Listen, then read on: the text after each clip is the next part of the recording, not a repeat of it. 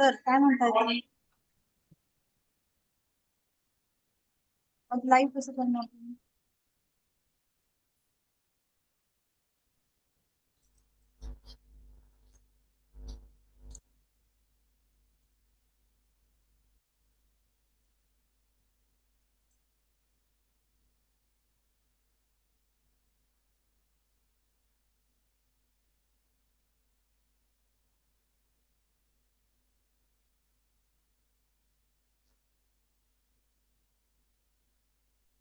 नमस्कार शेतकरी बंधू आणि भगिनींनो.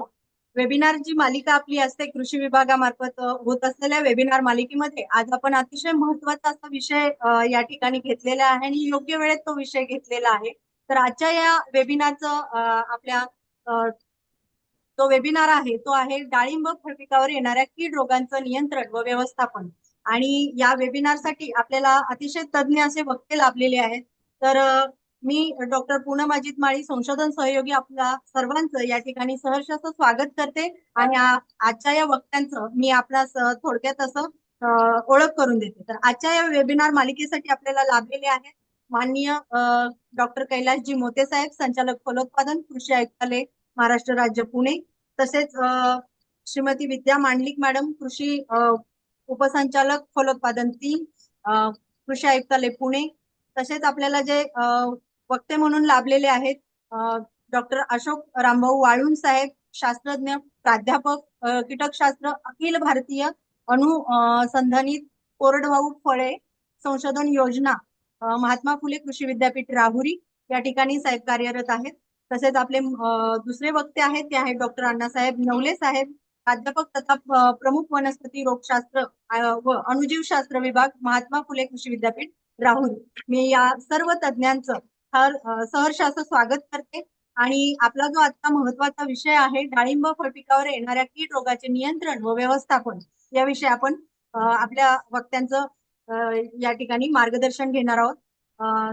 डॉक्टर कैलासजी मोते साहेबांना एक मीटिंग आहे अतिशय महत्वाची, तर साहेब नंतर जॉईन होतीलच. तर आपण आता पाहूया की या डाळिंब फळपिकावर येणाऱ्या कीड रोगांविषयी किंवा डाळिंब या फळपिकाविषयी शासनाच्या ज्या योजना असतात किंवा शासन स्तरावरून काय कामं केली जात आहेत, संचालक फलोत्पादन या ठिकाणाहून काय कामं केली जात आहेत, याविषयी संक्षिप्त स्वरूपात आपल्याला मार्गदर्शन करतायत श्रीमती विद्या मांडलिक मॅडम, कृषी उपसंचालक फलोत्पादन 3. मी मॅडमना विनंती करते की मॅडमने आपलं मार्गदर्शन सुरू करा.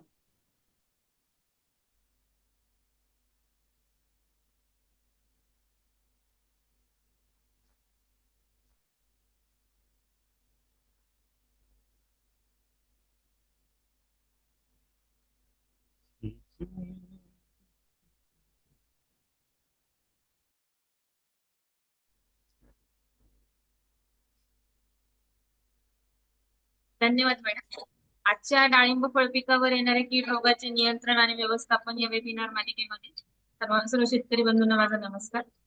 डाळिंब पिकाखाली पिकाकरता कृषी विभागामार्फत काय काय इनिशिएटिव्ह घेतले जातात, काय काय योजना राबवल्या जातात आणि डाळिंब पिकाचं क्षेत्र वाढवण्यासाठी, निर्यातीसाठी काय काय प्रयत्न केले जातात याचा आपण थोडक्यात मी माहिती देत आहे. आपल्या राज्यामध्ये महाराष्ट्रात डाळिंब पिकाखालचं एकूण क्षेत्र आहे 1,15,000 हेक्टर. तर त्या पिकामध्ये सगळ्यात अग्रस्थानी असलेला जिल्हा आहे सोलापूर क्षेत्राच्या बाबतीत, आणि उत्पादनाच्या बाबतीत जो जिल्हा आहे तो आहे नाशिक. तर डाळिंब पिकाच्या करता कृषी विभागामार्फत काही योजना राबवल्या जातात. त्यात पहिली योजना आहे महात्मा गांधी राष्ट्रीय ग्रामीण रोजगार हमी योजना. तर त्याच्यामध्ये आपण 1,67,856 रुपये प्रति हेक्टर याप्रमाणे अनुदान शेतकऱ्यांना देत असतो. ते अनुदान 3 वर्षांमध्ये आपण विभागून देतो. तर त्या अनुदानामध्ये जमीन तयार लागवडीपूर्व कामे जसे की जमीन तयार करणे, खड्डे खोदणे, काटेरी कुंपण, लागवड आणि संवर्धनाची कामे जसे की शेणखत देणे, कीटकनाशक देणे, कलमे लागवड करणे, झाडांचे रूपांतर करणे, नांग्या भरणे, खते देणे, आंतरमशागत करणे, पीक संरक्षण, पाणी देणे इत्यादी बाबींकरता आपण 3 वर्षांमध्ये हे अनुदान विभागून देत असतो. तर त्यात मजुरीचा दर आहे 297 रुपये प्रति हेक्टर. तर ह्याच्यामध्ये आपण एकूण 400 कलमे आपण प्रोव्हाइड करतो शेतकऱ्यांकरता, आणि लागवडीचं अंतर असतं 5 बाय 5. तर ज्या शेतकऱ्यांना ज्या शेतकऱ्यांकडे जॉब कार्ड आहे आणि 2 हेक्टरच्या आत ज्यांचे जमीन धारण आहे ते शेतकरी या योजनेचा लाभ घेऊ शकतात. त्यानंतर दुसरी आपली योजना आहे भाऊसाहेब कुंटकर फळबाग लागवड योजना. या योजनेअंतर्गत आपण या ज्या बाबी आहेत, खड्डे खोदणे असेल, कलमे लागवड करणे, कलमे देणे, नांग्या भरणे, खते देणे, पीक संरक्षण इत्यादी बाबींकरता 3 वर्षांमध्ये आपण अनुदान विभागून देतो. तर या योजनेकरता आपण एकूण 1,26,321 हेक्टर प्रति हेक्टर इतकं अनुदान देत असतो. तर ज्या शेतकऱ्यांना या योजनेचा लाभ घ्यायचा असेल त्यांनी कृपया महाडीबीटी पोर्टलवर ऑनलाईन अर्ज करावा, जेणेकरून आपली नोंदणी त्याच्यात होईल आणि लॉटरी मार्फत आपला नंबर आल्याच्या नंतर आपल्याला योजनेचा लाभ दिला जाईल. तर डाळिंब उत्पादक शेतकऱ्यांना मी आजच्या वेबिनारच्या निमित्ताने विनंती करते की ज्यांना अजून क्षेत्र आपलं वाढवायचं आहे त्यांनी या योजनांचा लाभ नक्की घ्यावा. त्याचप्रमाणे डाळिंब उत्पादनात जसं महाराष्ट्र अग्रेसर आहे तसं डाळिंब निर्यातीत सुद्धा महाराष्ट्राचा राज्याचा वाटा मोठा आहे. देशाच्या एकूण निर्यातीच्या 78% डाळिंब आपण निर्यात करतो. तर या निर्यातीला प्रोत्साहन देण्याकरता आपण ऑर्गनेट ट्रेसिबिलिटी प्रणाली यावर अनारनेट असा एक प्रोग्राम आपण अपेडाच्या मार्फत एक संकेतस्थळ आपण उपलब्ध करून दिलेले आहे शेतकऱ्यांकरता. तर त्यामध्ये ट्रेसिबिलिटी नेट म्हणजे ट्रेसिबिलिटी नोंदणीचं लक्षांक आपण देत असतो. तर डाळिंब पिकाकरता आपण 13,000 इतकं लक्षांक दिलेलं आहे आणि ते 13,000 इतकं लक्षांक पूर्ण होऊन शेतकऱ्यांनी त्याला चांगला प्रतिसाद दिलेला आहे.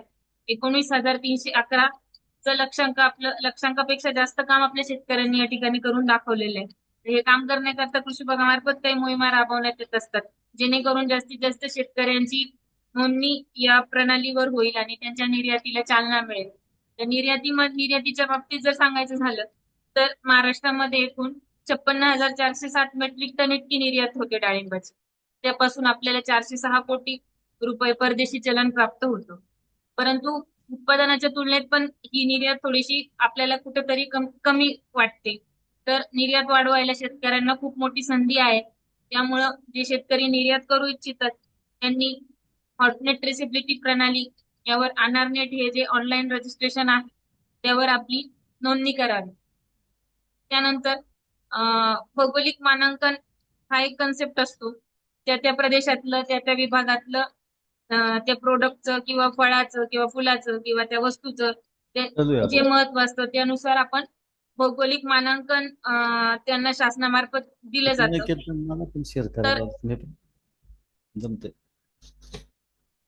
तर वाळून सर आपण प्लीज आपलं माईक म्यूट करता का? ओके. थँक्यू. तर भौगोलिक मानांकन असे आपण एकूण 29 पिकांकरता आपण भौगोलिक मानांकन दिलेले आहे. त्यामध्ये सोलापूर डाळिंब याला आपण एक GI टॅग पण दिलेला आहे. तर शेतकरी त्याचे अधिकृत वापरकर्ते संख्या सध्या 1,766 आहे. तर त्याचे अधिकृत वापरकर्ते वाढवण्याकरता पण आपल्या मार्फत एक मोहीम राबवण्यात येते. त्यानंतर डाळिंब पिकावर वेगवेगळे कीड रोग येत असतात, आपल्याला सर्वांनाच माहिती आहे. त्याकरता आपण एक व्हॉट्सअप प्रकल्प या स्तरावरून राबवत असतो. कीड आणि रोगांबद्दल डिटेल माहिती आजचे आपले प्रमुख वक्ते आपल्याला देणारच आहेत. तर शासन स्तरावरून आणि कृषी विभागामार्फत ते कंट्रोल करण्यासाठी आम्ही काय काय प्रयत्न करतो त्याबद्दल मी थोडी माहिती देते. पेस्ट व्हॉट्सअप प्रकल्पांतर्गत जो डाळिंब पीक आहे तो आपण एकूण 9 जिल्ह्यांमध्ये आपण राबवतो. त्यात अहमदनगर, पुणे, नाशिक, सोलापूर, सांगली, सातारा, छत्रपती संभाजीनगर, जालना आणि बीड असं एकूण 1,04,994 हेक्टर क्षेत्रावर आपण व्हॉट्सअप प्रकल्प डाळिंब पिकाकरता राबवतो. तर त्याच्यामध्ये आपण 30 तालुक्यांमध्ये हा प्रोजेक्ट राबवतो. 9 जिल्ह्यांमधल्या 30 तालुक्यांमध्ये हा प्रोजेक्ट राबवला जातो. तर व्हॉट्सअप प्रकल्पांतर्गत जे तालुक्यांमध्ये आपण ते राबवतोय त्याच्यामध्ये क्षेत्रीय स्तरावरचे कर्मचारी जाऊन त्याचे कीड आणि रोगाचे निरीक्षण घेत असतात. ते निरीक्षण नोंदवत असतात.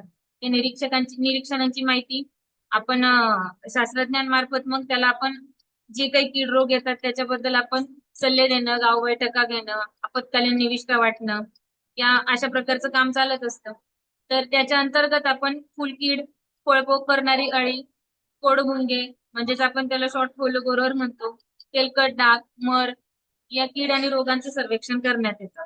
आणि शेतकऱ्यांना एकदम लागवडीपासून तर काढणीपर्यंत प्रत्येक टप्प्याचं प्रशिक्षण देण्याकरता आपण शेती शाळा व्हॉट्सअप प्रकल्पाच्या अंतर्गत राबवत असतो.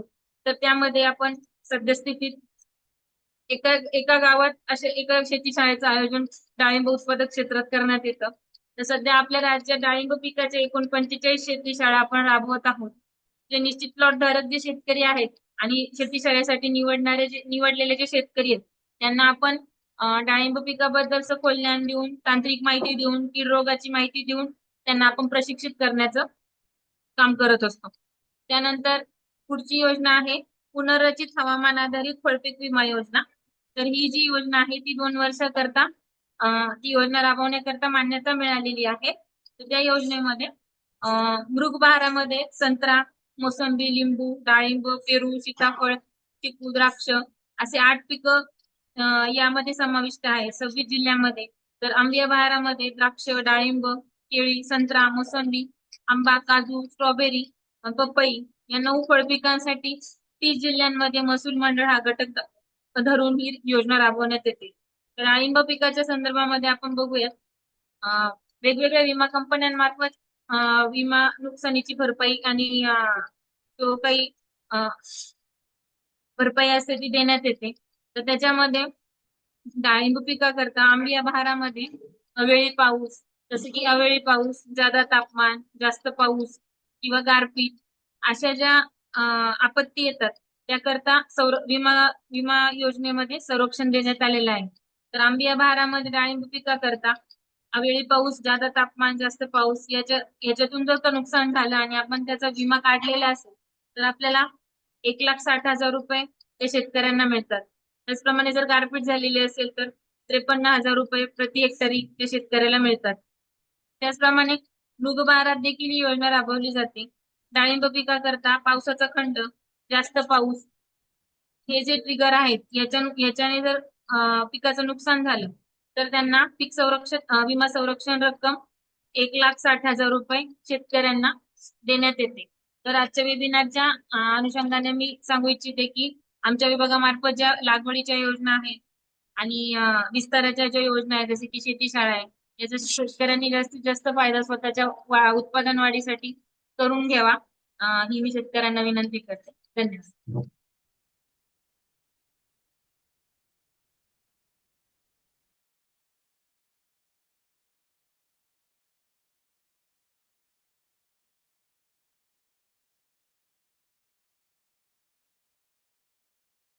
धन्यवाद मांडलिक मॅडम. मॅडमनी कृषी विभागामार्फत ज्या डाळिंब पिकासाठी होत असलेल्या योजनांची अतिशय संक्षिप्त अशी माहिती डिटेलमध्ये आपल्याला दिलेली आहे. तर यानंतर आपण लगेचच मार्गदर्शन ज्यांच्या मार्गदर्शनासाठी उत्सुक आहोत ते आहेत आपले डॉक्टर अशोक रामभाऊ वाळुंज साहेब. साहेबांना मी विनंती करते की त्यांनी आपलं मार्गदर्शन सुरू करावं. तर पीपीटी शेअर करा.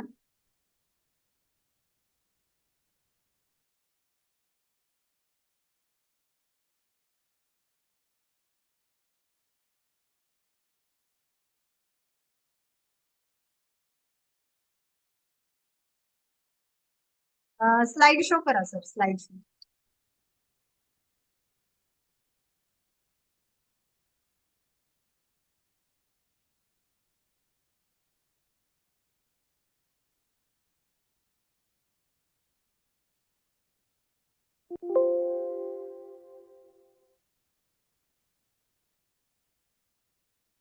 म्यूट आहे सर, म्यूट आहे, तुम्ही म्यूट काढा ते आणि स्लाइड शो करा सर. ह्या 4 नंबरचा ऑप्शन आहे बघा तिथे वरती.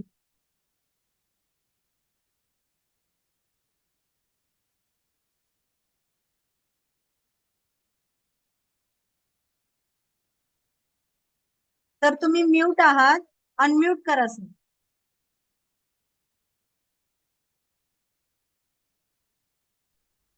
हा, ओके. इथे वरती सर 4 नंबरचा 5 नंबरचा ऑप्शन आहे स्लाइड शो. वगैरे नाही झालं सर अजून.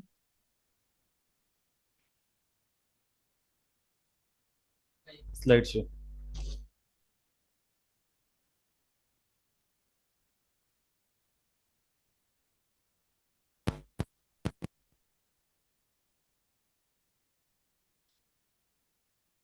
स्लाइड शो खाली दिसतंय का? पीपीटी दिसते पण स्लाइड शो झालेला नाहीये सर. फुल स्क्रीन नाही दिसत आहे त्याच्यामध्ये. फुल स्क्रीन नाहीये.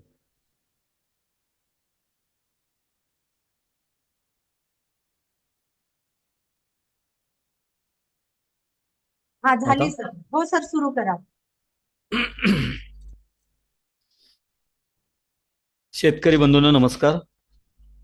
आज या ठिकाणी कृषी विभाग, महाराष्ट्र शासन, महात्मा फुले कृषी विद्यापीठ यांच्या संयुक्त विद्यमाने वेबिनार सिरीज सादर करण्यात येत आहेत. त्यामध्ये आज प्रामुख्याने महत्त्वाचं म्हणजे डाळिंब पिकाचे एकात्मिक कीड आणि रोग यावर हा जो कार्यक्रम ठेवला, त्या संदर्भात मी डॉक्टर अशोक वाळूज, कीटकशास्त्रज्ञ, अखिल भारतीय कोरडवाहू संशोधन प्रकल्प, महात्मा फुले कृषी विद्यापीठ राहुरी, या ठिकाणी आपणास याद्वारे डाळिंबावर सखोल मार्गदर्शन करत आहे. डाळिंबाचा प्रवास आपल्याला सर्वांना माहीत आहे. महाराष्ट्रात आणि देशामध्ये डाळिंब हे अतिशय महत्त्वाचं आणि देशाला आणि कोरडवाहू भागाला एक वरदान ठरलेले आहे. इवन जागतिक लेवलला सुद्धा याचा ह्या भगव्यासारख्या व्हरायटीचा मोठा प्रसार होऊन त्याला नावलौकिक मिळालेला आहे. क्षेत्राचा जर विचार केला तर आता मॅडमनी सगळे काही क्षेत्र सांगितले, परंतु जर क्षेत्राचा विचार केला तर वेगवेगळे स्थित्यंतर या डाळिंबाने पाहिलेत. साधारण 2010 पासून तर 2024 पर्यंतच्या स्थित्यंतरामध्ये एकूण क्षेत्र हे जस्ट कॉन्स्टंट क्षेत्र आजच्या मितीला आहे. 2010 मध्ये 1,25,000 क्षेत्र होतं देशामध्ये. त्यानंतर क्षेत्रामध्ये घट, वेगवेगळ्या स्थित्यंतरामध्ये तेल्यास बॅक्टेरियल ब्लाइट या रोगाचा प्रादुर्भाव, मर रोगाचा प्रादुर्भाव, काही किडीचा उपद्रव, याच्यामुळे वेगवेगळ्या वेळेस वेगवेगळ्या वातावरणावर आधारित त्याच्यामध्ये काही प्रमाणात आणि त्याच्यात बागेमध्ये क्षेत्रामध्ये घट झाली.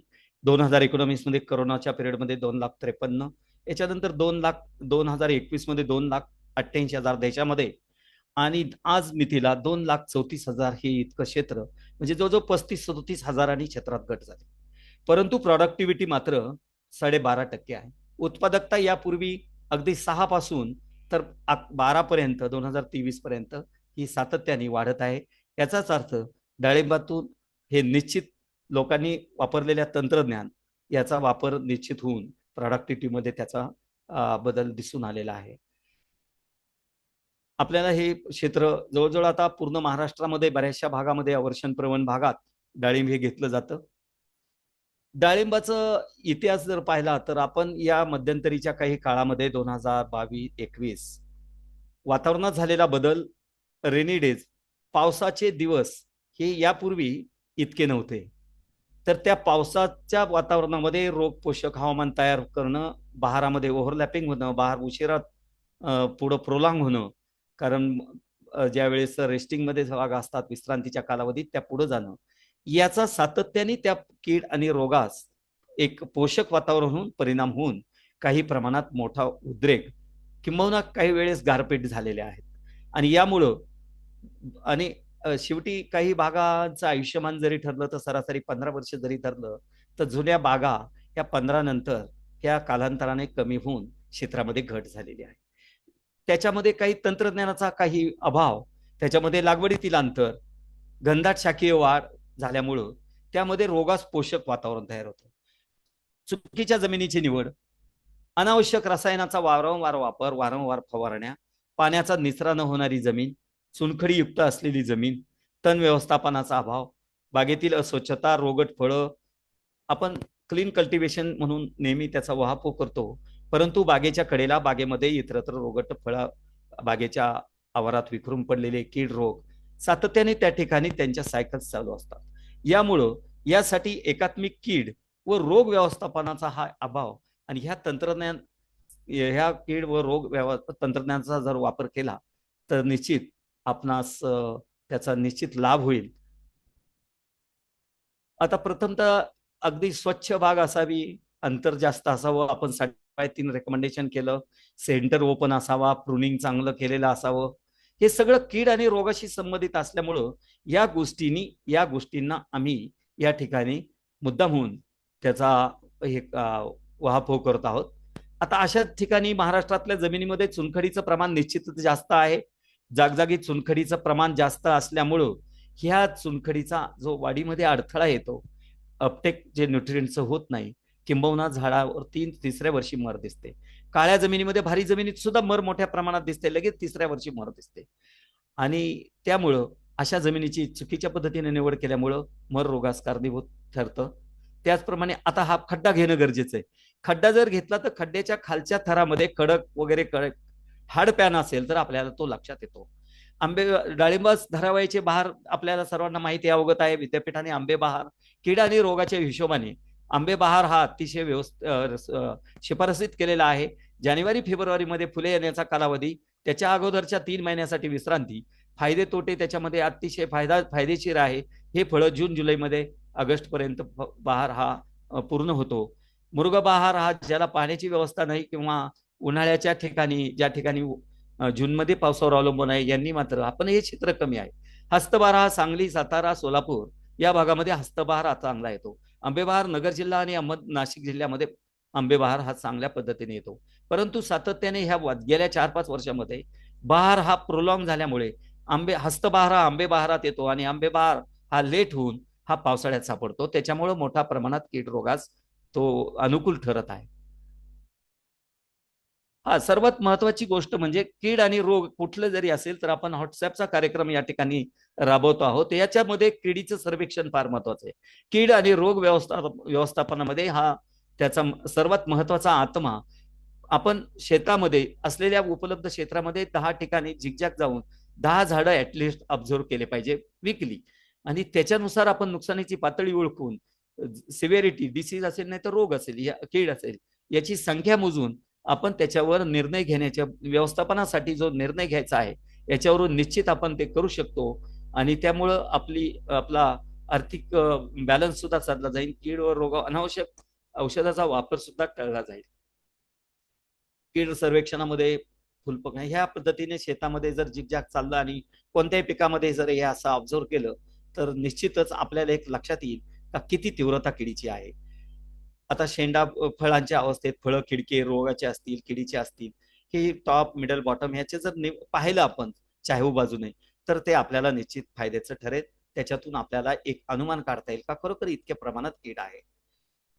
आता डाळिंबाचा जर विचार केला तर 1 डझनभर रस शोषणाऱ्या किडी आहेत. एकूण किडी त्याच्यामध्ये फुलकिडी आणि मावा महत्वाचा आहे. रस शोषणारा पतंग आहे, पेट्या ढेकलीण आहे, सूत्रकृमी आहेत. आता यामध्ये जर पाहिलं तर किडीमध्ये एक सर्वात महत्वाची गोष्ट म्हणजे सर्व किडी एका वेळेस कधीच येणार नाही. प्रत्येक किडीचा वेगळा कालावधी वातावरणाशी निगडीत असल्यामुळे किडी ह्या वातावरणाशी निगडीत आहेत. आता मावा जर बघितला तर डिसेंबरचे जेव्हा तापमान कमी होतं त्यावेळेस माव्याचं प्रमाण वाढतं. ते 15 फेब्रुवारी पर्यंत मावा दिसून येतो.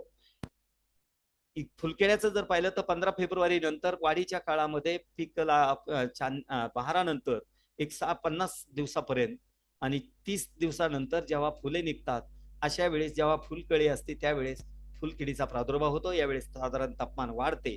किंबहुना हे 15 एप्रिल पर्यंत याचा प्रादुर्भाव दिसून येतो. तिसरी कीड आहे पांढरी माशी आणि फळ पकडणारी अळी.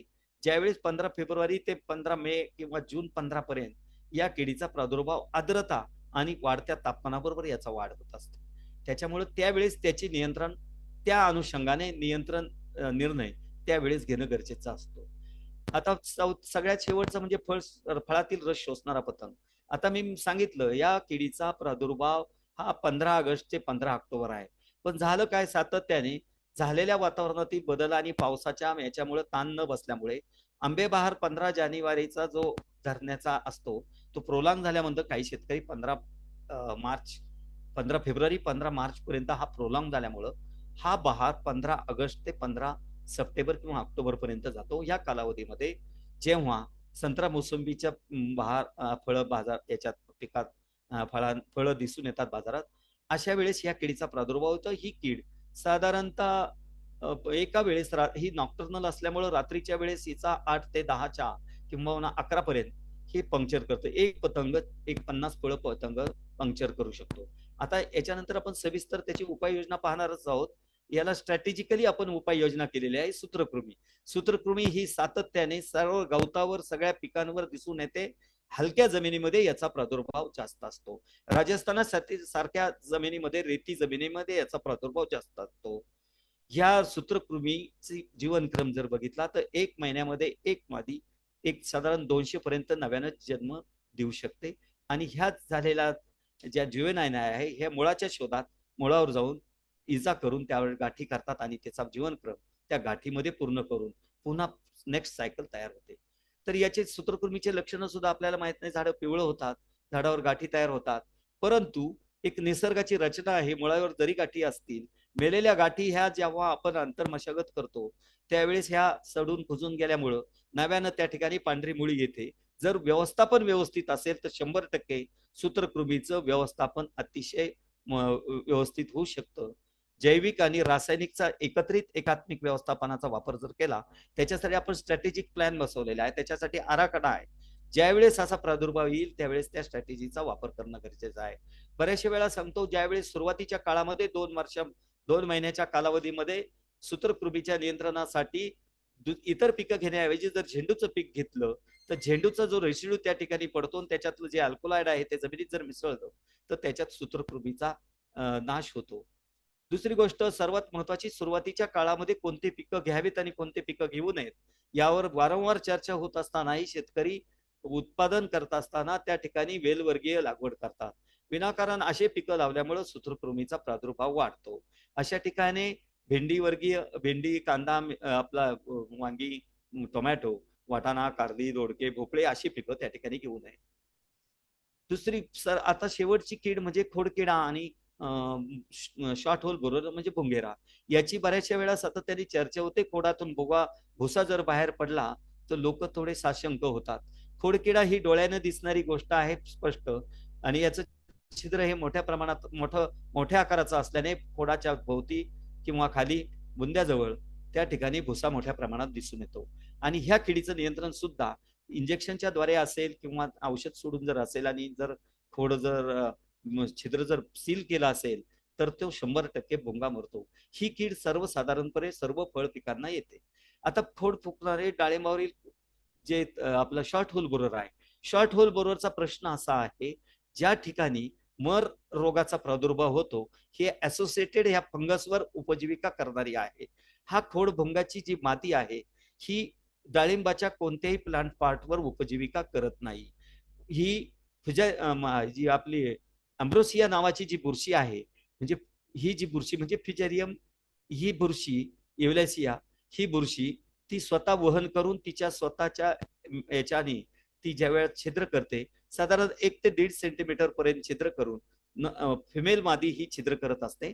त्याच्यात जाऊन जेव्हा त्याच्यातल्या झायलम आणि फ्लोएम मधील ओलावा असतो याचा युनाकुलम ज्यावेळेस ती त्या ठिकाणी टाकते तिथं तिचं ते खाद्य तयार होतं आणि तिचा जीवनक्रम सुद्धा 1 महिन्यात पूर्ण होतो. आणि अशा ठिकाणी तो प्रादुर्भाव दिसतो. परंतु याचा सुद्धा प्रादुर्भाव ज्यावेळेस पर्जन्यमान जास्त असतं, ज्यावेळेस पर्जन्यमान, मुळात ही कीड आहे फॉरेस्टची कीड आणि चहाची कीड आहे. ऍपलला काही प्रमाणात दिसते, सफरचंदाला.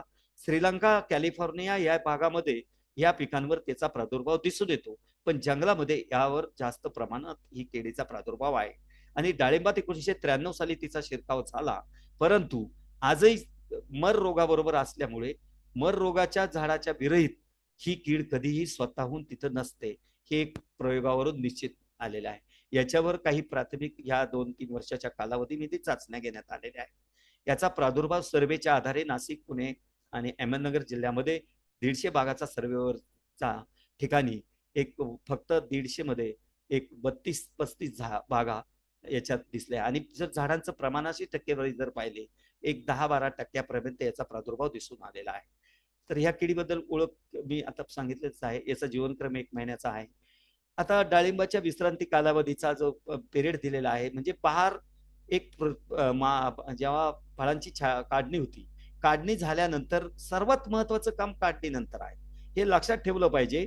काढणी झाल्यानंतर झाडांना सर्व अन्नद्रव्य देऊन पहिल्यांदा त्यांना पोषण चांगलं व्हावं, स्वच्छता बागेची करावी, झाडांना पेस्टिंग करावं, बागेचे सर्व काडी कचरा, फळं सगळे जाळून नष्ट याला फार महत्व आहे. कुठल्याही रोगाचं, किडीचा जे अवशेष आहेत हे मात्र त्या ठिकाणी गोळा करून जाळलेच पाहिजे. कोणत्याही पिकामध्ये हे फार महत्वाची गोष्ट आहे. परंतु त्याच ठिकाणी फेकून दिल्यामुळं त्या ठिकाणची लाईफ सायकल पुन्हा पुनर्जीवन होऊन त्याचा प्रादुर्भाव वाढू शकतो. आता पेस्टिंग हा एक खोडकीडच्या साठी आणि 1993 साली आपल्याला जो ॲडॉक प्रोजेक्ट दिला होता त्यावेळेस राज्य शासनाच्या पातळीवर आपण त्याची शिफारस केलेली आहे. गेरू पेस्ट आणि क्लोरोपायरिफॉस याची पेस्ट एक 10 लिटर पाण्यामध्ये एक पेस्ट लावून जर खोडाला जर ती पेस्ट लावली तर त्या कारण काय डाळिंबाचं झाड हे काटक आणि हे वर्षण प्रवाह भागात येतं म्हणजे हे थोडस डिसिडियस आहे. त्याच्यामुळे त्यांना भेगा पडणं, साल फाटणं, त्याला फांदी वाकवून फांदी तडकणं, अबायोटिक स्ट्रेस आणि बायोटिक स्ट्रेस याचा जो परिणाम त्या ठिकाणी दिसून येतो त्या ठिकाणी अशा प्रकारच्या ह्या भुंगेऱ्याला किंवा किडीला त्या ठिकाणी अंडी घालणं किंवा राहण्यास लपण्यास जागा मिळाल्यामुळं त्याचा शिरकाव होतो. पण पेस्टिंग जर परफेक्ट असेल 1.5 ते 2 फुटापर्यंत मी 100% खात्रीनं सांगतो त्या ठिकाणी त्यामध्ये असलेले कॉपरॉक्सीक्लोराइड आणि क्लोरोपायरिफॉस याच्या कॉन्टॅक्ट याच्यामुळे त्याच्यावर बहुतांशी 100% त्याच्यावर नियंत्रण होतं. पण पेस्टिंग मध्ये काही आता उणिवा कशा आहेत, पेस्टिंग करताना नुसता लाल रंग देणं किंवा पातळ याच्यात देणं हे चालणार नाही. या ठिकाणी घट्ट लेप असावा म्हणजे त्या ठिकाणी आणि कालांतर वर्षातून 2दा का केला ना चांगलीच गोष्ट आहे. आता याच्यामध्ये मुलामा 4 किलो, गेरू 25 gram, COC, chlorpyrifos 50 ml, sticker 5 ml हे 10 लिटर पाण्यात देऊन पेस्ट द्यावी, ब्रशच्या साहाय्याने द्या.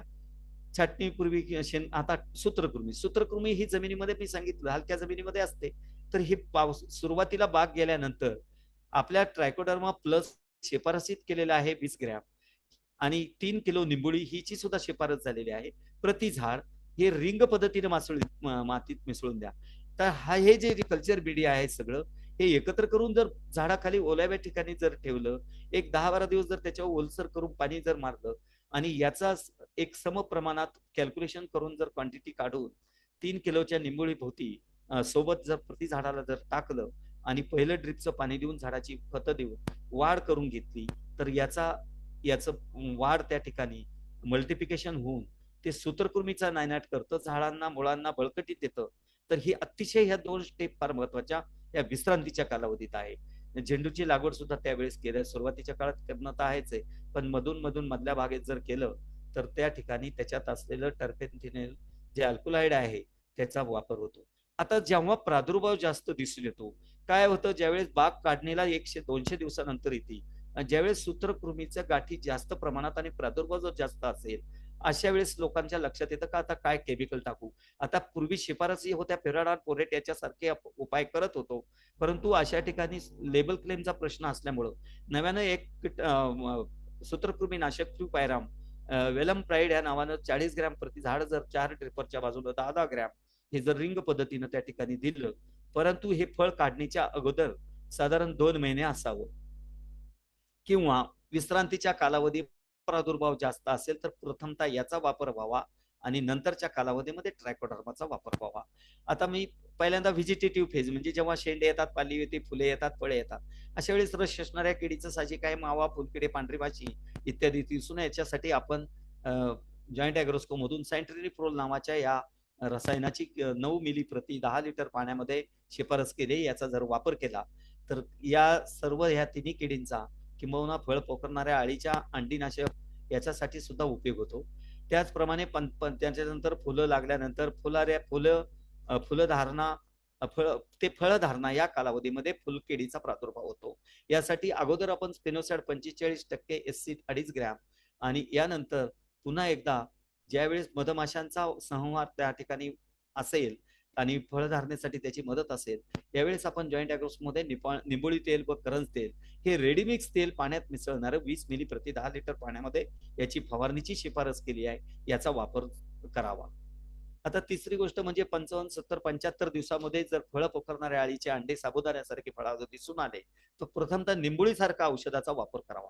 एझॅडिरेक्टिन 10,000 ppm 20 मिली प्रति 10 लिटर याचा वापर जर केला तर त्याचं नियंत्रण अंडीनाशक असल्यामुळं होतं. पण याचा प्रादुर्भाव जर जास्त असेल, पण माझ्या सर्वेक्षणामध्ये आता गेल्या एवढ्या माझ्या कालखंडामध्ये सातत्याने शेतकरी उपाययोजना करीत असल्यामुळे म्हणा, पण फळ पोखरणाऱ्या अळीचं प्रमाण हे 7-8% पुढं. हा, हे झाड जर आपल्या एकट्या ठिकाणी जर असेल घराच्या क्वार्टरच्या एखाद्या ठिकाणी बांधावर, मात्र त्या ठिकाणी तुम्हाला 50% पर्यंत सुद्धा प्रादुर्भाव दिसून येते. पण बागेमध्ये इतर नियंत्रणामध्ये याचं सुद्धा नियंत्रण होत असल्यामुळे ते एक चांगली बाब आहे. पण अशा वेळेस ॲझाडिरेक्टिन ते मग नंतर जर जास्त असेल तर पुन्हा एकदा सायट्रनिप्रोल हे बिनिवा नावाचं जे कंपाऊंड आहे 9 मिली 10 प्रति 10 लिटर पाण्यात याचा वापर होता. किडीचा जर विचार केला तर तसं इतकं पाहिलं तर इतकं काही सिरियस आहे, पण 3-1 फवाऱ्यामध्ये याचं नियंत्रण सगळ्या किडींचं होतं. आता शेवटच्या याच्यात भुसा पडत असेल तर जे पूर्वी सांगितलं, जर भुसा पडत असेल तर डायरेक्ट हिट करून ट्रीट करा. त्याला छिद्र करा, त्याच्यात इंजेक्शन करा, भरा औषध. जर जर फळ पोखरणारे आपलं हे जे असेल खोडकिडा, तर त्याच्यात एक क्लोरोपायरिफॉस याचं औषध स्टॉक सोल्युशन करून भरा. त्याचं सील करा. साबणाचा काळा साबण वापरा किंवा काळी माती, चिकट माती वापरा. याच्यात ती फ्युमिगेंट होऊन आणि ते गुदमरून ते कीड 100% ती आळी मरते. दुसरी गोष्ट, त्याच्यानंतर पुन्हा पावसाळा सुरू झाल्यानंतर जेव्हा जूनचाच प्रादुर्भाव होतो त्यावेळेस मात्र रस शोषणाऱ्या किडीचा पुन्हा प्रादुर्भाव जर झाला तर बिवेरिया व्हर्टिसिलियम सारख्या या आपल्या जैविक कीटकनाशकाचा वापर करावा. साधारण लिक्विड फॉर्म्युलेशन मध्ये 20 असेल तर 20 मिली 10 लिटर मध्ये, जर पावडरी फॉर्म मध्ये असेल तर 5 ग्रॅम प्रति लिटर या प्रमाणात त्याच्यामध्ये दुधाचा फवारणीच्या वेळेस 50 मिली दूध त्या पंपासाठी वापरून त्याचा फवारणी करावी. शक्यतो हे द्रावण आदल्या 1-2 दिवस जर बकेटमध्ये स्टॉक सोल्युशन तयार करून जर केलं तर अतिशय प्रभावी ठरतं. यानंतर शेवटी प्रश्न आहे तो फुल पकडणाऱ्या फळातील रस शोषणाऱ्या पतंगाचा. हा 150-200 दिवसानंतर जेव्हा ऑगस्ट क्रॉस करू शकतो आपण, 15 ऑगस्टच्या आधी किंवा ऑगस्ट, बाजऱ्या जेव्हा फुलोऱ्यात असतात अशा वेळेस. परंतु त्या ठिकाणी असलेल्या ओढा नाल्याच्या ठिकाणी असलेले गुळवेल वसंतवेल या नावाचे जे त्याचे होस्ट प्लांट आहेत याचा नायनाट करावा प्रथमतः. बागेमध्ये त्या काळामध्ये लाईट लावायत, कारण अचानक ही धाड आल्यासारखं येतं. ही धाड सुद्धा ही कंटिन्युअस 15 दिवसासाठी सारखी नसते. ही याच्यासाठी बागेमध्ये लाईट लावावेत आणि फ्लॅश ट्यूबच्या माध्यमातून नॉक्टर्नल असल्यामुळे ते लाईटला अट्रॅक्ट होत असल्यामुळं हे सरळ शांत बसलेले असतात फळावर.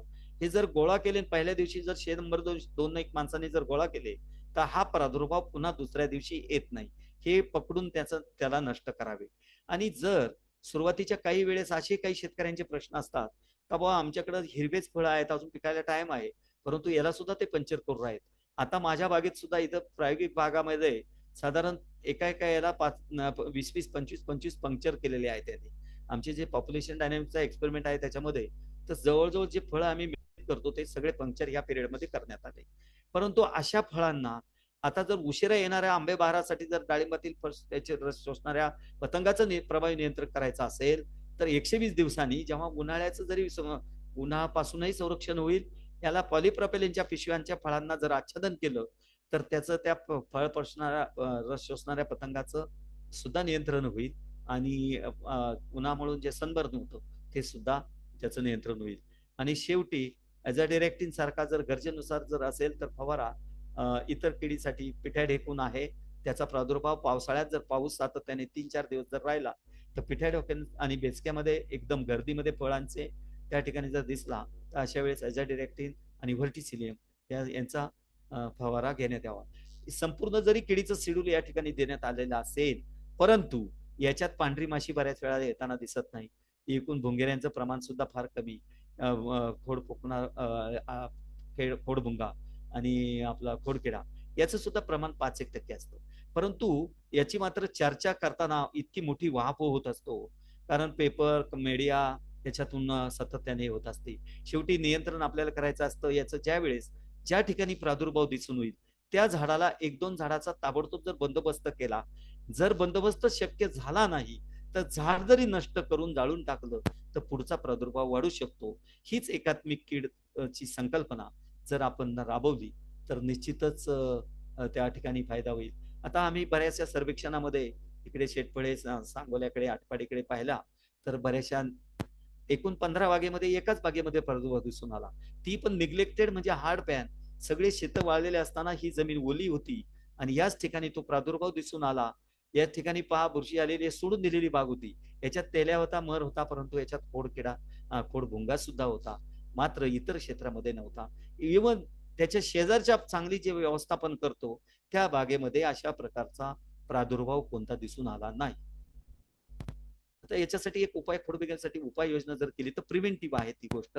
याच्यासाठी प्रिव्हेंटिव्ह जर जे झाडं प्रादुर्भावग्रस्त दिसतील, हे बघा याचे कारण आहेत factor influencing host susceptibility, flooding असेल, फ्रीजिंग असेल, इथं याचा प्रादुर्भाव होतो.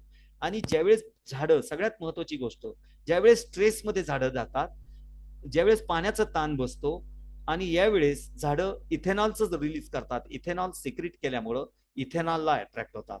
त्यामुळे आम्ही याचे ट्रॅप वापरून इथेनॉल, आता बाजारात काही ट्रॅप सुद्धा आलेले, इथेनॉल बेस्ड ट्रॅप काही एनजीओनी तयार केलेले आहेत. तर ते ट्रॅपचा वापर जर केला आणि मेलेल्या झाड किंवा प्रादुर्भावग्रस्त झाडं असतील, त्याची संख्या जास्त नसती, समजा 10-5 झाडं असतील, त्या ठिकाणी ते लावावेत, झाडाचा ते छिद्र ट्रीट करावे आणि अशा ठिकाणी बेस्ट करून घ्यावे झाडं. आणि हा, आता याच्यामध्ये क्युरेटिव्ह उपाययोजना या ठिकाणी दिलेली आहे पुढे. तर आता हे मी पहिल्यांदा जे व्यवस्थापनामध्ये ज्या गडबडी आहेत, ड्रीप लाईन जास्त अंतराची लागवड, अंतरावरची लागवड, बागेभोवती एरंडी पांगारा, साग, ही जी झाडं जवळ असतील तर हे त्याचे होस्ट प्लांट आहेत. शक्यतो कॅस्टर जे आहे, ह्या ज्या स्पीसीज आहेत, आम्ही ह्या खोडकिडीतून माझ्या पीएचडीच्या विद्यार्थ्यांनी 4 स्पीसीज नवीन यामध्ये आयडेंटिफाय केलेल्या आहेत. त्याच्यामधल्या ह्या साधारण एरंडावर सुद्धा ह्या सापडून आल्यात.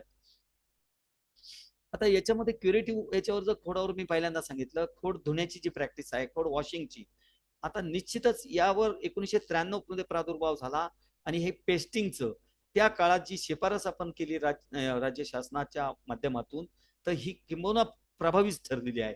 आणि यामध्ये आता काही केमिकलचे बदलाव करून तर त्याच्यामध्ये प्रोपिकोनॅझोलचा काही समाविष्ट करण्यात आला आहे. आणि जे प्रादुर्भावग्रस्त झाडं आहेत, तर पूर्वी क्लोरोपायरिफॉस 2.5 मिली, कॉपर ऑक्झिक्लोराइड 2.5 ग्रॅम याचं ड्रेंचिंग सांगत होतो. आता इमामेक्टिन बेन्झोएट 2 ग्रॅम आणि प्रोपिकोनॅझोल दॅट इज टिल्ट हे 1 मिली प्रति लिटर, हे 5 लिटर मध्ये जर तयार करून त्या झाडाला टाकलं तर याचा परसिस्टन्स हा महिना 2 महिन्यापर्यंत असल्यामुळे थ्रू झायलम आणि फ्लोएम याचा जर कॉन्टॅक्ट आणि ह्या बुरशीच्याशी आला तर याचं मूळ खाद्यच बुरशी असल्यामुळे बुरशी जर मेली तर हे तसं जगूच शकत नाही. त्यामुळं बेड आणि हे बोथवर जी फवारण्याची पद्धत आहे, कार्बेंडेंजिम असेल किंवा प्रोपिकोनॅझोल असेल, इतर रोगासाठी आपण फवारतो, याच्यामध्ये सुद्धा अशा प्रकारच्या बुरशीचा आणि या किडीचा आपल्या कॉन्टॅक्ट मध्ये येऊन याचं सुद्धा नियंत्रण होत असतं. ही एक उपाययोजना, परंतु ही सर्व बागेला सध्या करण्याची गरज नाही. फवारणी करताना घ्यावायची काळजी यावर आपण नेहमी वाहपो करतो, कारण बुरशीनाशक, कीटकनाशक फवारणी एक दोन पेक्षा जास्त मिसळू नये, त्याच्यामध्ये खतं वगैरे मिक्स करू नये, गरजेपेक्षा जास्त फवारण्या करू नये. पीएच सगळ्यात महत्वाचं म्हणजे याच्यात पाणी हे फक्त सामू त्याचा 7 असावा. याचं कसं आहे, पाणी जर चांगलं असेल तर फवारणी चांगली होईल, नाही तर विनाकारण औषधही बदनाम होईल आणि मग त्याच्यामुळे काय होतं, कंट्रोल मिळत नाही बऱ्याच वेळा. फवारणीची संख्या नियंत्रित आणि निर्णय क्षमता, डिसिजन मेकिंग घेऊनच करावी, म्हणजेच आपला खर्च वाचेल. काय झालंय, डाळिंब जरी आता हा काही दृष्ट्यांनी ह्या चालू वर्षामध्ये तर 300 रुपयापर्यंत भाव गेला, हे एटीएम मशीन सारखं पैसे देणार जरी असेल तर हा पैसा विनियोग याचा नियंत्रित असावा, विनाकारण जास्त खर्च करू नये. इवन दो सोल्युबल फर्टिलायझर सुद्धा वापर काही न करता रासायनिक आणि आपण आता पहिल्यांदा ऑर्गॅनिक याचा जर वापर जर जास्त केला तर झाडामध्ये प्रतिकार शक्ती निर्माण जर झाली तर मला वाटतं कीड आणि रोगाचं सुद्धा प्रमाण निश्चित कमी होईल. धन्यवाद.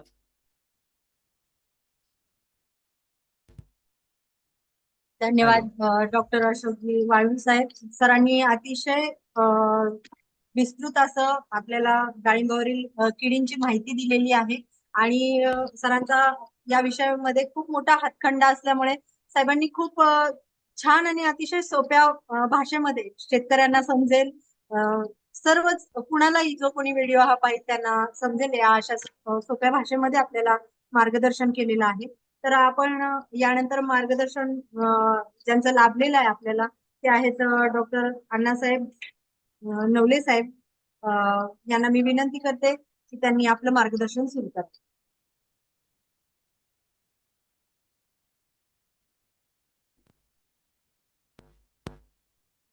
वाळू सर, तुमचा म्यूट करा माईक.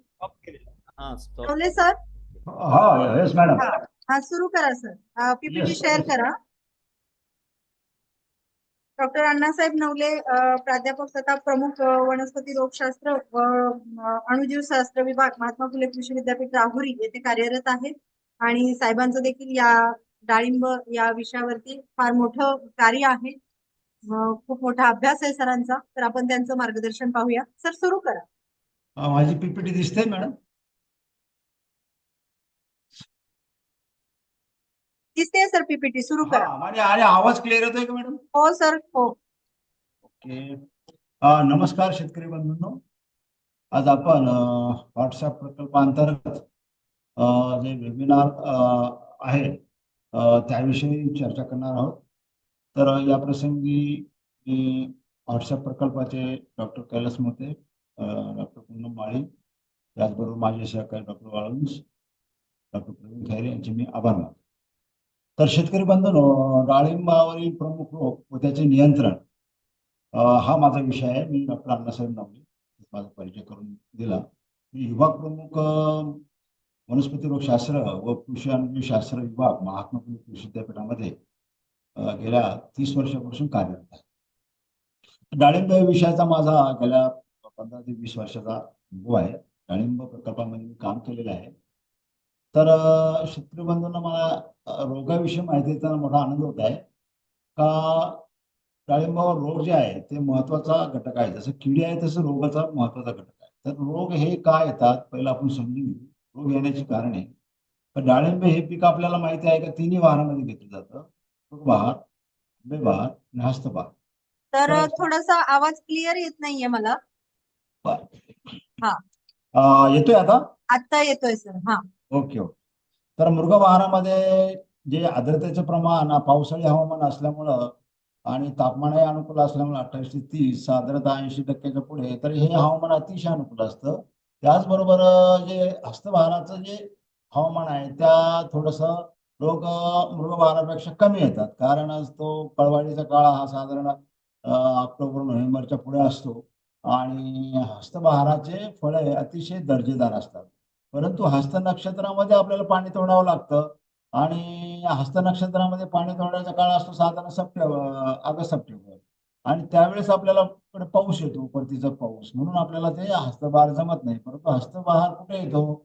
हस्तबहार हा दक्षिण महाराष्ट्रामधील जे जिल्हे आहे, सांगली, कोल्हापूर किंवा सोलापूरचा जो काही भाग आहे, तर तिथं आपल्याला थोडा उशिरा पाऊस येतो. कारण पाणी तोडायच्या वेळेस त्यांच्याकडे पाऊस नसतो, म्हणून त्यांना ते जमतं. म्हणून तो हस्तबहार अतिशय योग्य आहे. कारण फळवाढीचा काळ हा हिवाळ्यात येत असल्यामुळं आणि काही भाग थोडासा पावसाळ्यात असल्यामुळं तर त्याशिवाय रोग आणि किडीवर जो खर्च होतो तो तिथं कमी होतो. परंतु उन्हाळ्यामध्ये जे बहार घेतला जातो तो उन्हाळ्यामध्ये बहार हा आंबे बहार असतो आणि हा बहार हा विद्यापीठाची शिफारस आहे. विद्यापीठाने शिफारस केलेली आहे का आंबे बहार घ्यावा. आंबे बहार घ्यावा म्हणजे कसं का जानेवारीमध्ये फुले येतात आणि फळवाढीचा काळ साधारण एप्रिल आणि मे मध्ये असतो आणि त्या काळातच हे रोगाला आणि किडीला हे वातावरण अतिशय प्रतिकूल असतं. म्हणजे टेम्परेचर वाढलेलं असतं, आर्द्रता जवळजवळ 45-50 असते. तर त्या साहजिकच रोग आणि किडी कमी येतात आणि रोगांवरचा जो खर्च आहे तो कमी असतो. तर ज्याला कोणाला पाण्याची म्हणजे सोय आहे तर त्याने आंबे बहार धरावा आणि ज्याला कोणाला पाण्याची सोय नाही तर त्याने मृग बहार धरावा, जो जून जुलैमध्ये सुरू. तर बंधू शेतकरी बंधूंनो, आज आपण रोगावरची माहिती घेऊया. डाळिंबावर रोग म्हणजे तेलकट डाग आणि मर रोग आणि डाळिंबावर पडणारे बुरशीजन्य डाग हे महत्वाचे आहेत. त्याचबरोबर हवामानाच्या बदलानुसार काही रोग येत आहेत, परंतु हे जे 2 महत्वाचे रोग आहेत, कारण मगाशी कसं सांगितलं का डाळिंबाचा जो क्षेत्र आहे जे 1,13,000 हेक्टर आणि पूर्वीचे 1,40,000, तर आता बागा शेतकरी तोडायला लागलेला आहे. तर बागात एका बाजूला बागाही तोडल्या जातात, शेतकरी नाराज होऊन, आणि दुसऱ्या बाजूला नवीन बागेची पण लागवड होत असते. तर बागा ज्या तोडल्या जातात त्या बागेचा तोडलेला जो त्याचा तेलकट डागाचा जो इनॉक्युलम म्हणतो का, तो जो इनॉक्युलम आहे त्याचे जे बाधित फुले, पाने, फळे, खोड हे साहजिकच जमिनीमध्ये पडतात आणि जमिनीमध्ये मिसळून तर बॅक्टेरियाचे सेल जमिनीमध्ये साधारण 8 महिने जिवंत राहू शकतात. आणि 8 महिन्यानंतर पुढे ज्यावेळेस त्याला पुढचा पावसाळा येतो त्यावेळेस हा हवामान अनुकूल होतं, आर्द्रता वाढते, पाणी जमिनीमध्ये जिरायला लागतं, त्यावेळेस हे बॅक्टेरियल सेल ऍक्टिव्ह होऊन तेलकट डाग होतो. तर हा तेलकट डाग जो आहे डाळिंबावर तेलकट हा महत्वाचा आहे. तरी आपण त्याचे तो जो येतो पानावर येतो, फांद्यावर येतो, फळांवर येतो, त्याची ते लक्षणे जे आहे तर त्या तेलकट डाग प्रामुख्याने डोळे असणाऱ्या ठिकाणी काळपट तेलकट खोलकट चट्टे आढळतात. आता मी माझ्या ह्याच्यात जर लिहून दिलं तर मी माझ्या भाषेत सांगतो.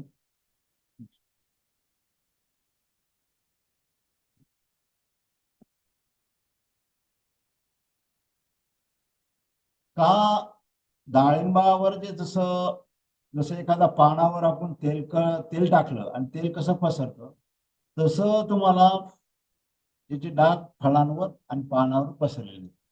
तर याचा जो लक्षणे जे आहे पानावरचे, जसं आता इथं बघा पानाच्या खालच्या बाजूस आहे, पानाची वरची बाजू आहे, तर यामध्ये या डागाच्या भोवती येलो आलो आणि असं एक डागाच्या भोवती तेल पसरतं, असं तेल पसरल्यासारखे डाग दिसतात आणि नेक्रोटिक सेल तयार होतात.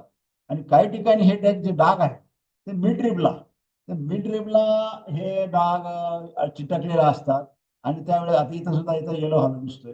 तर असे डागांवरती पाणीदार वळसर तेजवले आहे, तर ते त्याचे प्रमुख लक्षण आहे. दुसरे फळांवर आणि काळीवर ओळखण्याची लक्षण आहे. तर काडीवर जर आहेत असे जांभळट रंगाचे तुम्हाला असे डाग दिसतील आणि या डागाच्या ठिकाणी फांदी इथं क्रॅक गेलेला असतात आणि फांदी तिथं मोडते, सहजासहजी फांदी तुटून जाते. तर असे जांभळटच्या ठिकाणी जे डाग आहे इथं फांदी मुख्य फळावर सुद्धा तिथं मोठे मोठे डाग दिसतात आणि इथं काळपट चट्टे दिसतात, इथं फांदी सहजासहजी मोडली जाते. त्याचबरोबर इतरही भागावर ते दिसतात. आता हे जे रोगाचे अवशेष आहे जमिनीवर पडले उघड्या पडल्याने मुळांवर काळपट चटित मुळांवर सुद्धा दिसतो. तर याला कॅन्कर म्हणजे हा कॅन्कर आहे किंवा कॅन्सरच याला म्हटलं तरी चालेल. आता अशी फांदी तुटून पडते.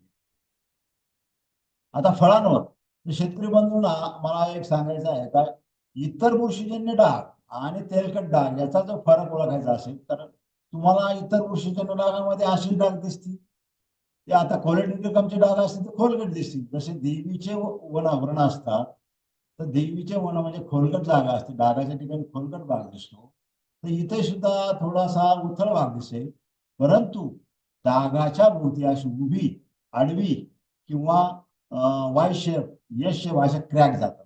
आता हे तुम्हाला इथं स्पष्ट दिसेल या भागी इथं डाळाच्या उभी आडवी किंवा अधिक चिन्हाच्या सारखे क्रॅक जातात आणि फळ तडकलं जातं, अतिशय तडकणं म्हणजे हातात तोंडाशी आलेला घास शेवटी मॅच्युरिटीच्या वेळेस जर तुम्हाला तेलकट डाग आला तर इथं साहजिकच ओळखायचं काही तडकलेलं फळ हे अन्य रोगाचे नसून हे तेलकट डागाचे आहे.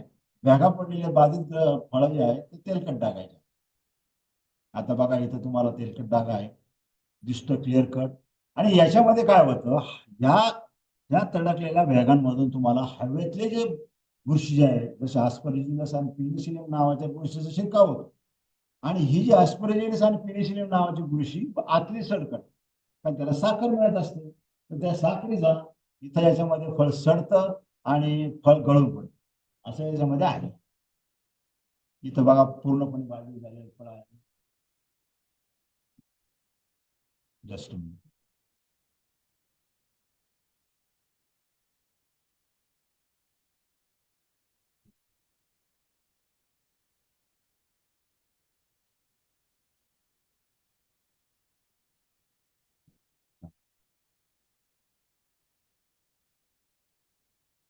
तर आता इतर डागाचे आणि तेलकट डागाचे तुम्हाला लक्षण सांगतो फरक. तेलकट डागामध्ये गडद तपकिरी अथवा काळ्या रंगाचे वेडेवाकडे डाग दिसतात. इथे सुद्धा काळ्या रंगाचे वेडेवाकडे डाग दोन्हीमध्ये आहे. दोघांच्या संख्येत 4 ते 6 पासून 14 ते 25 इथे सुद्धा 50 आहे. तुम्हाला इथं जो तिसरा जो फळांवरचा लक्षणाचा महत्वाचा फरक आहे का फळांवर एल आकाराचे किंवा वाय आकाराचे तडे पडतात. कारण इकडच्या ज्या सर्कस्पोराच्या डागाला किंवा अल्टरनेरियाचा डाग असेल त्याला असे एल आकाराचे वाय आकाराचे तडे पडत नाही. बघा पूर्ण बाधित झालेली फळं ओळखायचे का मला इथं स्पष्ट दिसू राहतं. पानावरचा एक कडा आहे त्या कडाला तुम्हाला येलो हॅलो पिवळसर असं वलय दिसतं आणि याच्यामध्ये मिडरिबला कधी कधी मिडरिबला सुद्धा मोठे मोठे डाग दिसतात आणि पानाच्या खालच्या बाजूस हे विशेषतः दिसतात पानाच्या खालच्या बाजूस. इथं बघा, आता हा जो याचं आयसोलेशन केल्यानंतर प्रयोगशाळेमध्ये असं त्याची जी येलो पिवळी जी ग्रोथ आहे, ही पिवळी झिगझॅग जी ग्रोथ आहे ती या रोगाची आहे. या रोगाचं नाव जे आहे ते झांथोमोनाज अर्जुनोपोडिस पिल्वी असं आहे. आणि अशा बॅक्टेरियल सेल रॉड शेप एकमेकाला पेअर मध्ये बॅसिलस मधून पेअर मध्ये दिसतात, एकमेकाला चिटकलेला आहे, पेअर मध्ये आहे. रोगवाढीस पोषक हवामान जसं पावसाळ्यातलं हवामान आहे, ज्या हवामानात 28 ते 32 डिग्री सेंटीग्रेड टेम्परेचर असतं आणि 80% जास्त आर्द्रता असते, अशा हवामानाच्या निश्चितच हा रोग. तर या रोगाच्या नियंत्रणासाठी बरंचसं राज्यभर किंवा जे डाळिंब पिकवणारे जे मुख्य राज्य आहे, आंध्र प्रदेश, कर्नाटक, महाराष्ट्र, काही राजस्थानचा भाग, यामध्ये डाळिंब मोठ्या प्रमाणात येते, काही गुजरातचा भाग, बाकी राज्यामध्ये डाळिंब येत नाही. या आता बँगलोरची संस्था आहे, जसं आयचार बँगलोर आहे, किंवा आंध्र प्रदेशमधल्या काही संस्था आहेत, किंवा आपलं महाराष्ट्रातलं सोलापूर इथलं NRC पोमंगट आहे, आणि महात्मा फुले कृषी विद्यापीठाला डाळिंब संशोधन प्रकल्प. या संशोधन प्रकल्पाने याच्या नियंत्रण करण्यासाठी शिफारस केली आहे. पहिला वापर आहे बोर्ड मिक्सरचा. तर बोर्ड मिक्सर हे 0.5% आणि 1% याच्या नियमित फवारण्या कराव्या.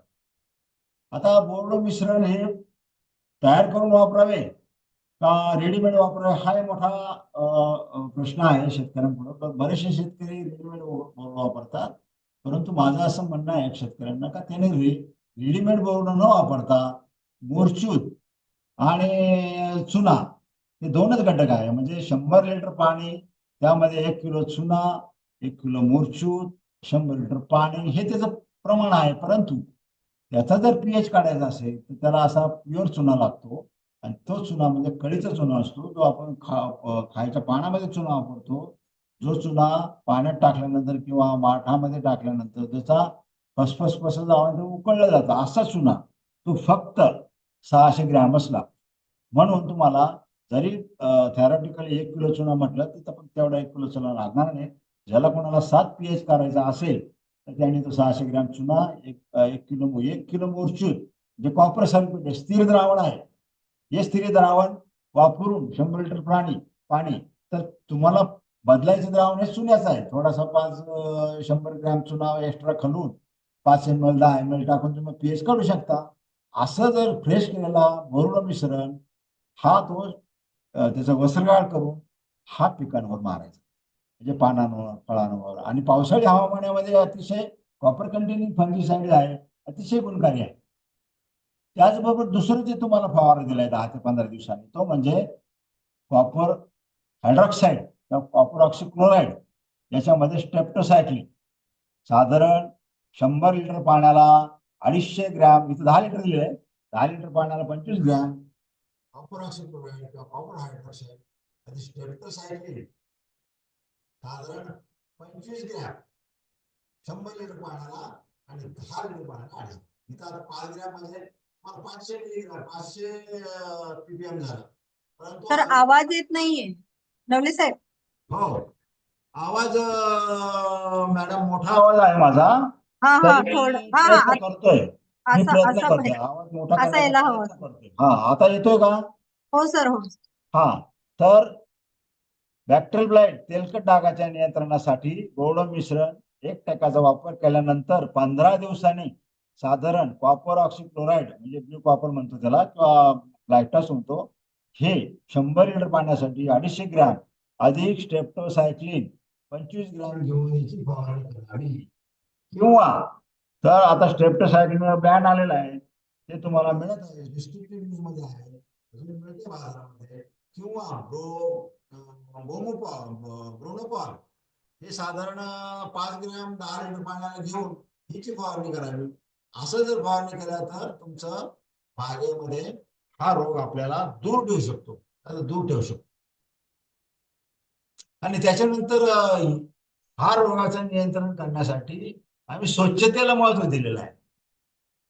ऑर्चर्ड सॅनिटेशन, तर सॅनिटेशनद्वारेच हा रोग. आणि एका विद्यापीठाने एक फवारणीचं शेड्यूल दिलेलं आहे. त्या फवारणीचं शेड्यूल हे असं आहे साधारण मागील हंगामातील सर्व फळे काढून झाल्यानंतर याच्यावर ब्रोमोपॉलचा ब्रोमोपॉलचं सायंटिफिक नाव आहे 500 ppm म्हणजे 5 ग्रॅम प्रति 10 लिटर पाण्यामध्ये फवारणी करावी.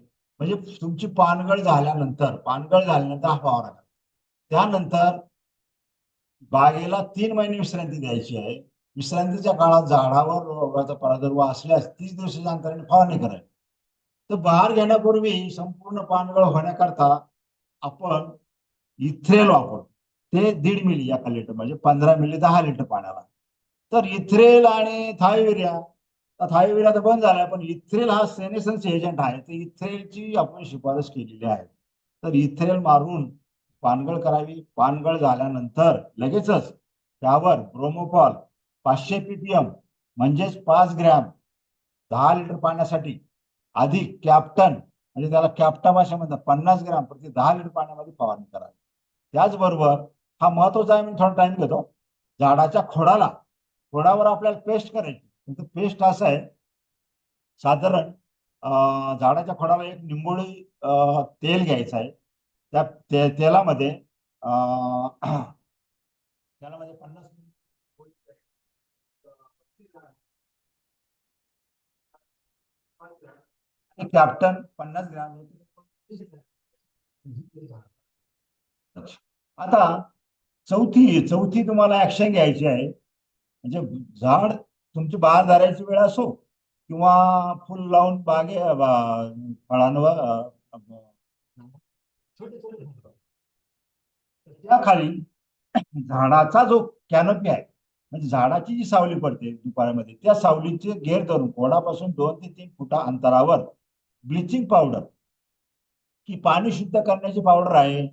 ग्रामपंचायतीले वापरतात किंवा तुमचे कॉर्पोरेशन वाले वापरतात. पाणी स्वच्छ करण्याची जी पावडर आहे त्याच्यामध्ये 33% क्लोरीन असणारी पावडर ज्याला ब्लिचिंग पावडर असे म्हणतात. ही पावडर साधारण 100 ते 150 ग्रॅम प्रति झाड किंवा 60 किलो प्रति हेक्टर यामध्ये पाण्यातून द्यायचे. म्हणजे मी तुम्हाला सांगतो साधारण 1 लिटर पाणी घ्यायचं. 1 लिटर पाण्यामध्ये 20 ग्रॅम ब्लिचिंग पावडर ही घ्यायची आणि ह्या ब्लिचिंग पावडरचा फक्त जमिनीवर कुठली खोडापासून 2 ते 3 फूट अंतरावर तेवढाच फक्त 1 इंच जागा भिजवेल तेवढाच फक्त जागा भिजवायची आहे ब्लिचिंग पावडर. त्याचबरोबर 2 झाडाचा जो पोद आहे जो बेड आहे त्या बेड सुद्धा भिजवून द्यायचा. नंतर पालवी फुटल्यानंतर पुन्हा ब्रोमोपॉलचा 250 ppm चा फवारा म्हणजे 2.5 ग्रॅम प्रति 10 लिटर पाण्यामध्ये 10 फवारणी करावी. यानंतर 10 दिवसाच्या अंतराने बोर्ड मिश्रण 1% म्हणजेच मी म्हटलं मोर्चीत 1 किलो कळीचा चुना 1 किलो 100 लिटर पाणी हे जरी तुम्हाला सांगितलं पण तिथं कळीचा चुना फक्त 600 ग्रॅमच लागतो. हे घेऊन तुम्ही बोर्ड तयार करा आणि हे बोर्ड मिश्रण तुम्ही पूर्णपणे झाडावर मारा आणि त्यामुळं हा रोग आपल्याला दूर ठेवायला मदत होते. त्याच्यानंतर दुसरा जो रोग आहे तो मर रोग आहे.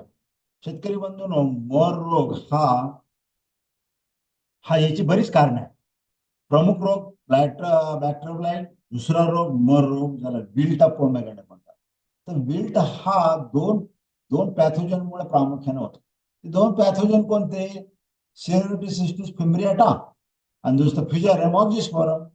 परंतु इतरही काही पॅथोजन फ्युजारियमच्या काही सबस्पीशीज आहेत. फ्युजारियम सोलॅनी आहे, त्याच्यात मॅक्रोफेमिना आहे, रायझोफिना बटाटिकोला आहे. आता रोग काय येतो पहिलं विद्यापीठाने जी शिफारस केलेली आहे आता तुम्हाला पुढे सांगतो मी.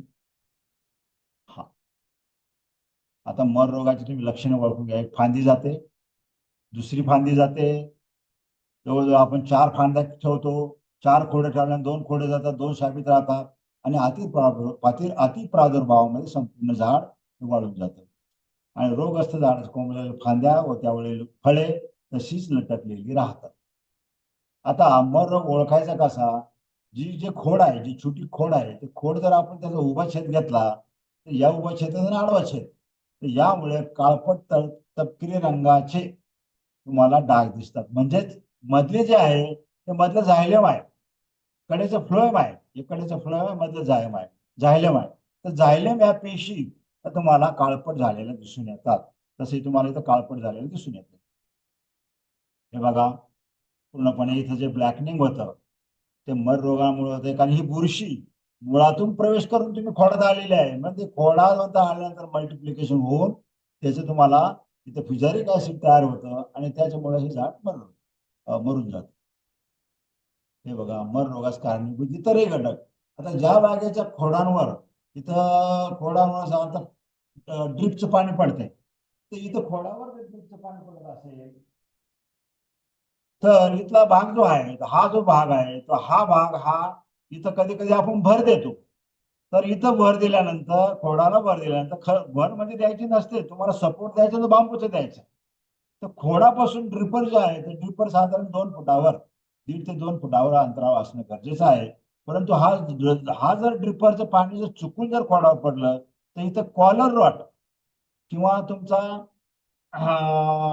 खोडकूज, इथं खोडकूज होते. कारण इथं माती आणि खोडाचा जमिनीमध्ये गेलेला अर्धा ते 1 फुटाचा भाग हा सतत ओलावा राहून इथं कॉलर रॉट होतो.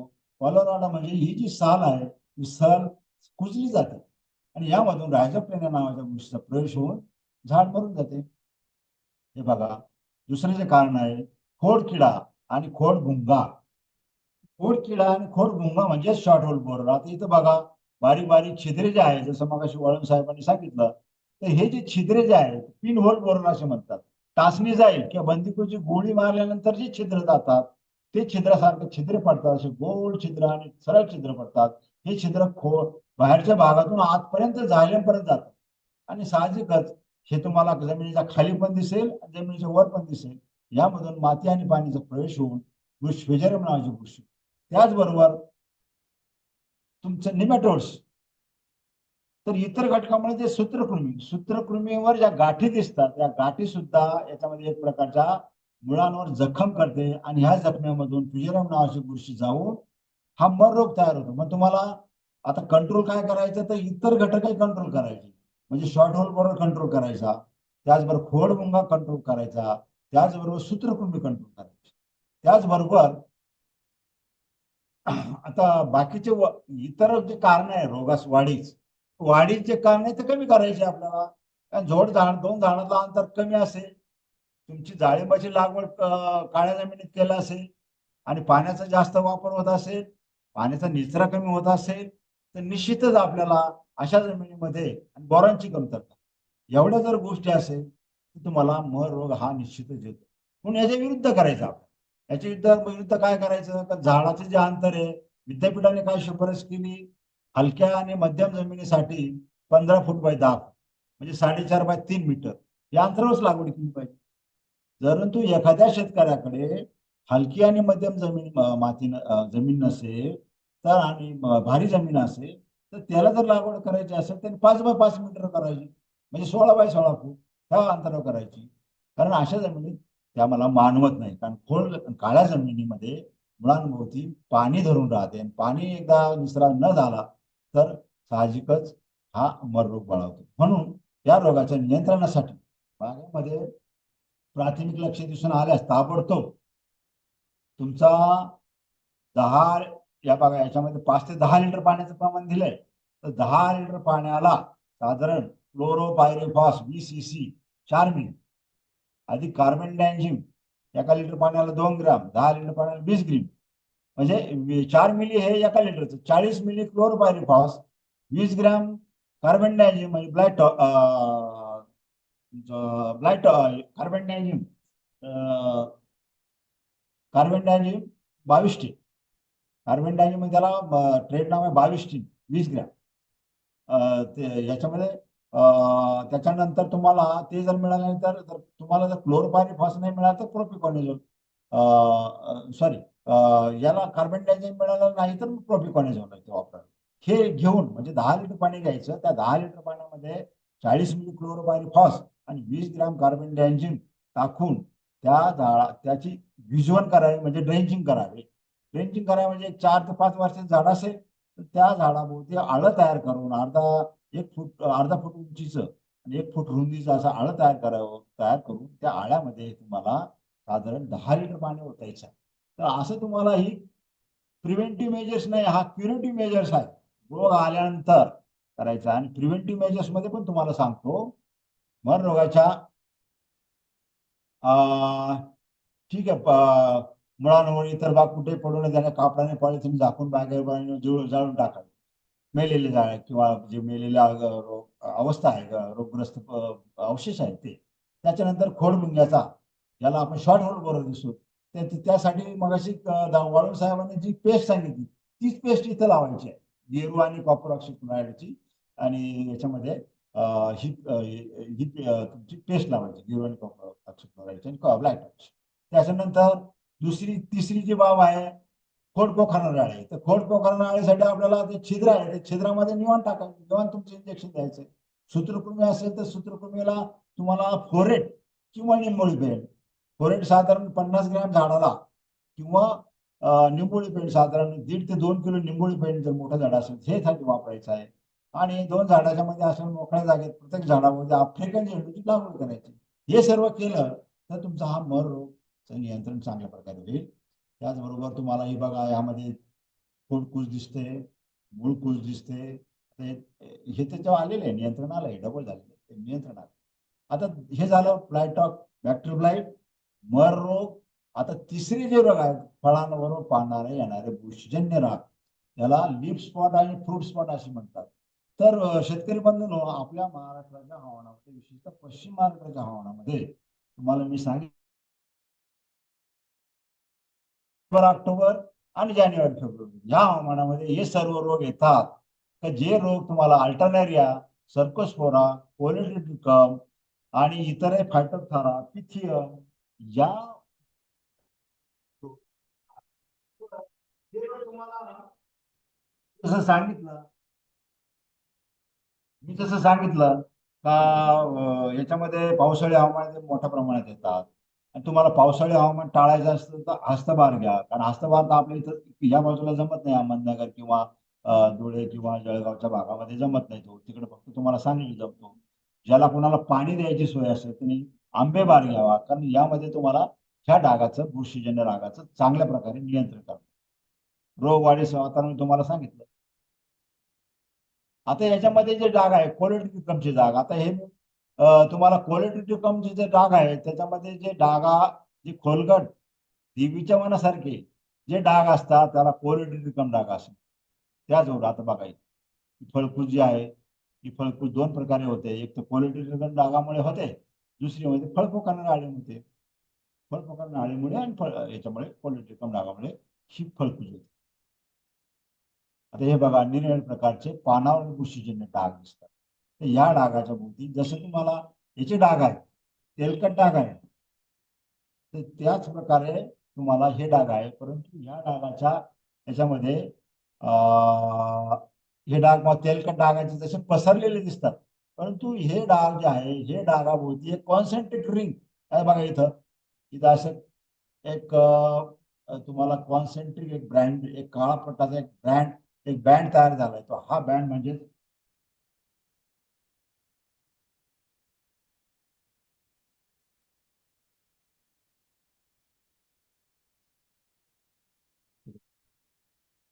हा इथं बघा, हे डाग जे आहे. आता याला तुम्हाला चांगला अभ्यास असल्याशिवाय अल्टरनेरियाचे डाग कोणते, सर्कसपोराचे डाग कोणते आणि ड्रेसलरचे डाग कोणते, परंतु प्रामुख्याने एक धरून चालायचं, अल्टरनेरियाचे आणि कोलेटिकमचे डाग हे जवळजवळ 80 ते 90% असतात. फार कमी प्रमाणात ड्रेसलरचे डाग असतात. पण तुम्ही धरून चाला, कारण सायमल्टेनियसली येतात. पावसाळी हवामानामध्ये अल्टरनेरियाचा डाग आला का 2-4 दिवसांनी कोलेटिकमचा डाग येतो आणि सायमल्टेनियसली. सर्कोस्पोराचा डाग, आता सर्कोस्पोराचा डाग हा तुमचा उथळ आणि पैसा म्हणजे 1 रुपयाचा भाग आहे किंवा असा पूर्वीची जी 50 पैसे एवढा पसरट आणि गोलकर आणि वेडा आकडा हे दिसतो. हे बघा, हे तुम्हाला सर्कोस्पोराचे उथळ असतात. आणि कोलेटिकमचे डाग जे आहे ते खोलगट असतात. परंतु तुम्हाला सर्कोस्पोराचे डाग आहे अतिशय हे उथळ असतात, वेडेवाकडे गोल असतात. पण शेतकरी बंधूंनो, याच्यामध्ये मला अजून एक सांगायचं, हे जे खरबडीत झालेला भाग आहे, हा खरबडीत झालेला भाग म्हणजे थ्रिप्सनी केलेलं इन्फेक्शन. म्हणजे एका बाजूला फुलकिड्याच्या जखमांमधून अल्टरनेरियाचं किंवा कोलेटिकमचे इन्फेक्शन दिसतं. म्हणून अशी जाळी जाळी तयार होते. ही जाळी झाली म्हणजेच तुम्हाला थ्रिप्सचं इन्फेक्शन म्हणजे फुलकिड्यांचे इन्फेक्शन, सायमल्टेनियसली बुरशीचे इन्फेक्शन जसं असेल, तर अशा तीव्र हवामानामध्ये, तीव्र अनुकूल हवामानामध्ये तुम्हाला अशा प्रकारचे फळ दिसते. डाळिंब पिकाच्या ड्रेसलरा, आता ड्रेसलरा जे आहे फक्त तो यावेळेस फळ पक्वता होता, मॅच्युरिटीला जातं. तर हे रोग हे जे फळ जे आहे रोगग्रस्त फळ हातात जर घेतलं तर मला खरबडीत डाग दिसतात. असे तांबड्या कलरचे खरबडीत डाग जर दिसले तर ड्रेसलराचे आहे. हे फार कमी प्रमाणात दिसतं. पण मी तुम्हाला सांगितलं का अल्टरनेरिया आणि कोलेडोनिकम ह्या डागा, हे जे डाग आहे हे 80 ते 90% दिसतात. बघा फळांवरील डाग. स्पेसिलोमा ही बुरशी आहे. अनेक प्रकारच्या बुरशी आहेत. आता तुम्हाला म्हणा याच्यामध्ये चक्राकार जे आहे या निश्चितच अल्टरनेरियाचे. ते गोल खोलगट आहे, कोलेडोनिकमचे आहे. हे तुम्हाला स्पेसिलोमा नावाच्या बुरशीपासून झालेलं आहे. फळकूज. आता ही फळकूज जी आहे साधारण फळकूज ही आतील भाग चढते. त्याच्यानंतर ग्रासलेली फळे मलूर पिवळसर पडतात. नंतर पृष्ठभाग सोडून काळ्या बुरशीची वाढ प्रामुख्याने दिसते. यामध्ये फळातून काळ्या रंगाची पाणी येते. आता फळकूज जी आहे देठाच्या बाजूने किंवा पाकळीच्या बाजूने येते. तर इथं पाकळीच्या बाजूला हे दोन प्रकारे इन्फेक्शन झालेलं असतं. एक, इथं हा भाग लटकलेला असतो. हे फळ लटकलेलं असल्यामुळं औषधाचे द्रावण जाऊन हे श्रीकेसर आणि पुकेसर असतात. इथं एक मऊ मुलाम भाग असल्यामुळे तिथं पाणी आकर्षण म्हणजे शोषलं जातं आणि तिथला भाग हा काय मोला असल्यामुळं हा इथं तुम्हाला कोलेडोनिकमचे इन्फेक्शन त्या पाकळीच्या बाजूने झाले दिसतं आणि कोलेडोनिकमचे इन्फेक्शन फर्दर त्याचं इन्फेक्शन प्रोग्रेस झाल्यानंतर हा भाग सगळ्या चारही दिशाने वाढतो आणि संपूर्ण अर्ध फळ हे मुलूल होतं आणि गळून पडतं. तर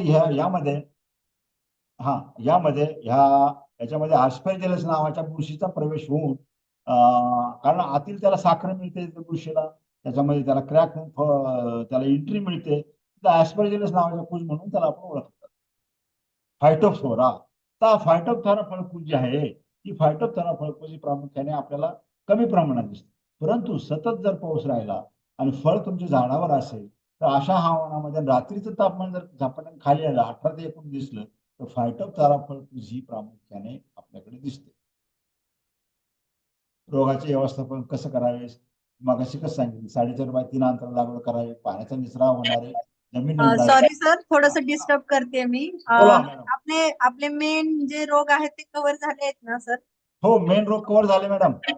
चालेल सर, कारण काय आपलं रेकॉर्डिंग तेवढं मोठं होत नाही. कन्क्लूड करतो मी आता. हा सर. हा हा आता मला एक म्हणायचं आहे शेतकरी बंधूंना, याची जी औषधं आहेत ही औषधं म्हणजे कॉन्टॅक्ट फंजिसाइड आणि सिस्टेमिक फंजिसाइड. तर कॉन्टॅक्ट फंजिसाइड आणि सिस्टेमिक फंजिसाइड मध्ये आता तिथं म्हटलं मी का याच्यामध्ये रोगग्रस्त भागामध्ये डाळिंब लागवड करण्यापूर्वी कार्बेंडाझिम किंवा प्रॉपिकॉनेझॉल किंवा ड्रायडेमॉर अधिक क्लोरोपायरिफॉस म्हणजे एक कीटनाशक आणि एक बुरशीनाशक याचा फवारा घ्यावा. जसं साफ आहे त्याच्यामध्ये कार्बेंडाझिम अधिक तुमचं डायथेनियम 45 आहे असं तुम्हाला, किंवा स्कोर आणि कवच आहे, किंवा तुमचा थायोफिनेट मिथेल आणि मॅनकोजेब आहे किंवा कॉपर ऑक्सिक्लोराइड आहे. याच्यामध्ये आपल्याला एक सिस्टमिक आणि एक कॉन्टॅक्ट फंजिसाइड जर दिलं तर मला चांगल्या प्रकारे रोगाचं नियंत्रण मिळू शकतं. बाकीची विकृती आहे तणनाशकाच्या ग्लायफोसेटमुळे सुद्धा विकृती तयार होते. असा जो गुच्छ दिसतो तर असा गुच्छ हा एक तर हार्मोन इम्बॅलन्स, इथे जे गुच्छ दिसतं हार्मोन इम्बॅलन्स किंवा ग्लायफोसेटची फवारणी जर बागेमध्ये चुकून, फवारणी म्हणजे तुमचा तणनाशकाचा जो पंप असेल तोच पंप जर इकडे वापरला तरी तुम्हाला हा इफेक्ट दिसू. धन्यवाद. धन्यवाद मॅडम. धन्यवाद डॉक्टर अण्णासाहेब नवले. सरांचा या विषयामध्ये अतिशय सखोल असा अभ्यास असल्या कारणाने फार सरांची मोठी पीपीटी होती. हरकत नाही, पण आपला वेळ थोडासा कमी आहे. रेकॉर्डिंगचा इश्यू होतो सर, बाकी काही नाही. तर आजच्या या वेबिनार साठी आपल्याला अतिशय महत्वपूर्ण माहिती देण्यासाठी सर्वच वक्त्यांनी खूप सुंदर प्रकारे आणि खूप महत्वपूर्ण अशी माहिती दिलेली आहे. आजचा जो वेबिनार होता डाळिंब पिकावर येणाऱ्या कीड आणि रोगांचे नियंत्रण आणि व्यवस्थापन, तर यामध्ये सहभागी झालेले आपले कैलासजी मोते साहेबांना थोडासा वेळ नसल्या कारणामुळे श्रीमती विद्या मांडलिक मॅडम यांनी शासकीय स्तरावरती ज्या काही योजना राबवल्या जातात डाळिंब पिकाबद्दल याविषयी सखोल असं मार्गदर्शन केलं. त्याबद्दल मी मॅडमचं अतिशय मनापासून आभार व्यक्त करते. तसेच आपले जे दुसरे महत्वाचे वक्ते होते डॉक्टर अशोकजी वाळुंज साहेब यांनी देखील खूप सुंदर असं मार्गदर्शन केलं. खूप साध्या आणि सोप्या शब्दामध्ये मार्गदर्शन केलं. त्याबद्दल साहेबांचा देखील मी आभार व्यक्त करते. आणि आपले जे तिसरे प्रमुख वक्ते होते डॉक्टर अण्णासाहेब नवले साहेब यांनी देखील रोगांविषयी, डाळिंबीवर येणाऱ्या रोगांविषयी मार्गदर्शन केलं. आणि हा वेबिनार यामुळे चांगल्या पद्धतीने झाला. तर मी या सर्वांचा या ठिकाणी आभार व्यक्त करते. आपले जर काही शंका असतील तर आपण कमेंट बॉक्समध्ये शेतकऱ्यांनी मांडाव्या आणि आम्ही त्याची निश्चितच नंतर उत्तरं देऊ. तर या वेबिनारमध्ये हे सर्व वक्ते सहभागी झाले आणि मार्गदर्शन केलं. त्याबद्दल मी सर्वांचे आभार व्यक्त करून हा वेबिनारचा आजचा कार्यक्रम संपला असं जाहीर. धन्यवाद.